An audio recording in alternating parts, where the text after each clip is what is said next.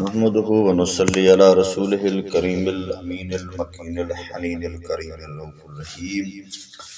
بسم الله الرحمن الرحيم. ألف لام ميم.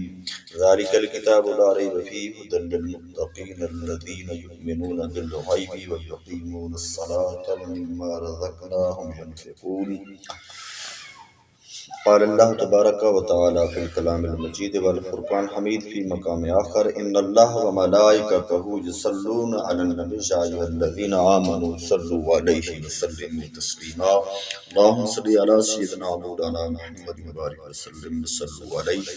رب العالمین قرآن مجید فرقان حمید کے اندر سورۃ بقرہ جہاں سے شروع ہو رہی ہے اس کے اندر اللہ تعالیٰ کا یہ فرمان کہ الف لام میم، یہ الف لام میم کا معنی اللہ تعالیٰ اور اس کے حبیب صلی اللہ علیہ وسلم ہی جانتے ہیں. فرمایا گیا ذالک الکتاب لا ریب فیہ، یہ وہ کتاب ہے قرآن مجید، یعنی اس کے اندر کوئی شک نہیں ہے.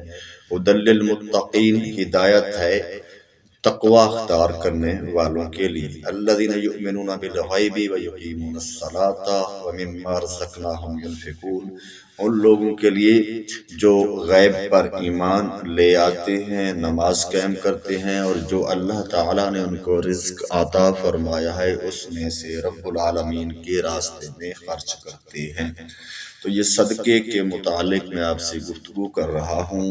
حضرت فقی ابواللہ سمرقندی رضی اللہ تعالیٰ عنہ نے اپنی سند کے ساتھ ابوالفرج الازدی سے ایک روایت کی ہے کہ حضرت عیسیٰ علیہ السلام کا ایک گاؤں سے گزر ہوا. اس گاؤں میں ایک دھوبی رہتا تھا. گاؤں والوں نے حضرت عیسیٰ علیہ السلام سے عرض کیا کہ یہ دھوبی ہمارے کپڑے پھاڑ دیتا ہے، خراب کر دیتا ہے اور اپنے پاس کچھ رکھ بھی لیتا ہے. آپ اللہ تعالیٰ سے اس کے لیے دعائے ضرر کریں کہ یہ اپنے گھاٹ سے واپس نہ آئے. کہتے ہیں دھوبی اپنے گھاٹ پر کپڑے دھونے گیا. اس کے پاس 3 روٹیاں تھیں. وہیں پہاڑوں میں عبادت میں ایک عابد مشغول رہتا تھا. وہ اس دھوبی کے پاس آیا اور سلام کر کے کہا کیا تیرے پاس روٹی ہے؟ اگر ہے تو مجھے کھلا دے یا صرف دکھا دے تاکہ میں ایک نظر روٹی دیکھ لوں اور اس کی خوشبو سونگھ لوں، کیونکہ بہت عرصے سے میں نے روٹی نہیں کھائی. دھوبی نے اسے ایک روٹی دے دی. عابد نے کہا اے دھوبی، اللہ تعالیٰ تیرے گناہوں کو بخش دے اور تیرے دل کو پاک کر دے. دھوبی نے دوسری روٹی کو بھی عابد کو دے دیا. عابد نے کہا اے دھوبی، اللہ تعالیٰ تیرے اگلے پچھلے گناہ معاف فرما دے. تب دھوبی نے تیسری روٹی بھی اسے دے دی. عابد نے پھر دعا دیتے ہوئے فرمایا اللہ تعالیٰ جنت میں تیرے لیے ایک عظیم الشان محل بنائے. جب شام ہوئی تو وہ دھوبی صحیح سالم جب گاؤں واپس لوٹ آیا تو لوگ حضرت عیسیٰ علیہ السلام سے کہنے لگے یہ دھوبی تو واپس آ گیا ہے.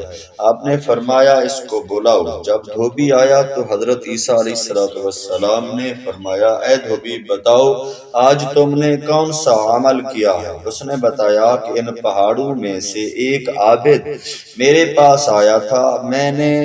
اس نے مجھ سے کھانا مانگا تو میں نے اسے 3 روٹیاں دے دی. وہ واقعہ جیسے پیش آیا اس نے سنا دیا.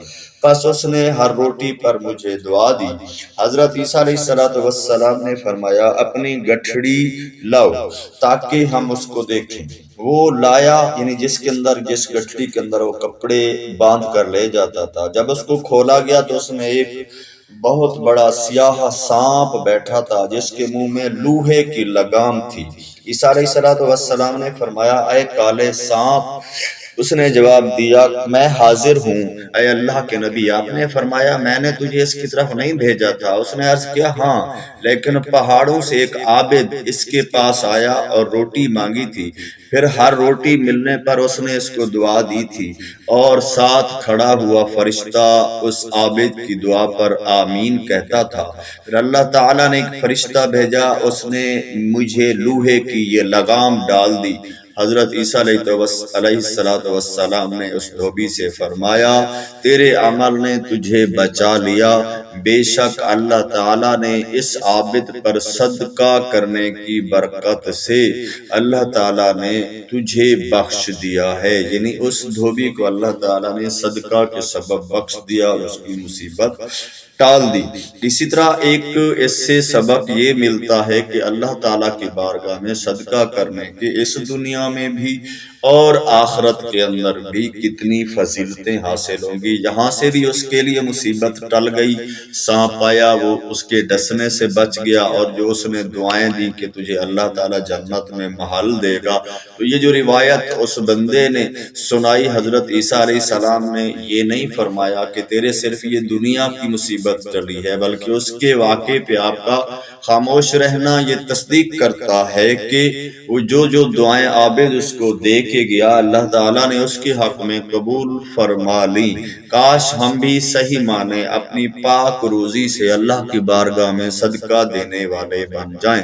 پیارے آقا علیہ الصلوۃ والسلام کا ایک فرمان مقدس نشان ہے، جو بندہ اپنے صحیح نیت کے ساتھ خلوص نیت کے ساتھ حلال طیب روزی سے ایک کھجور بھی اللہ کے راستے میں دیتا ہے تو اللہ تعالیٰ اس کو دائیں ہاتھ سے لیتا ہے۔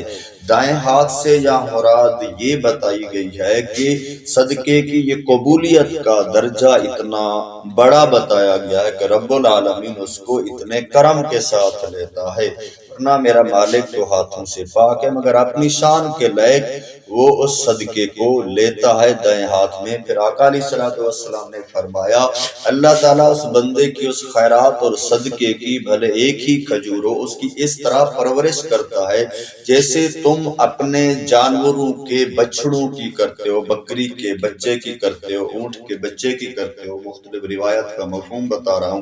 وہ بڑے بڑے بڑھتے بڑھتے پرورش بعد میں بہت بڑے بن جاتے ہیں، تو اسی طرح اللہ تعالیٰ ان کے صدقے کی پرورش کرتا ہے، یعنی اس کو بڑھاتا رہتا ہے حتیٰ کہ وہ پہاڑ سے بھی بڑا ہو جاتا ہے۔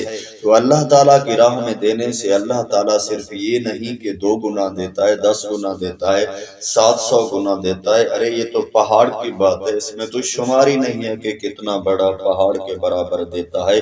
شرط طیب طاہر روزی ہو اور خلوص نیت ہو۔ خلوص نیت سے دیا گیا صدقہ دونوں جہان کی بھلائیاں عطا فرماتا ہے۔ ان کا کیا بنے گا جو زکوٰۃ ہی کھا جاتے ہیں، جن پر زکوٰۃ فرض ہے وہ کھا جاتے ہیں، اور جو غریبوں کے گرد بڑی بڑی کوٹھیاں بناتے ہیں اور ان غریبوں کے بچے بھوک سے بلک رہے ہوتے ہیں، ان کا کیا بنے گا؟ ان سب کو سوچنا چاہیے، ہمیں سوچنا چاہیے۔ اگر اللہ تعالیٰ نے ہم پر کرم کیا ہے، عزت و آبرو دی ہے، اچھا کھانا دیا ہے، روزی روٹی اچھی دی ہے، تو ہمارے مال کے اندر اللہ تعالیٰ نے ان کے لیے رزق رکھ دیا ہے تاکہ ہم ان کو وہ رزق مل بانٹ کر تقسیم کریں، مسلمانوں کو کھلائیں، انسانوں کو کھلائیں۔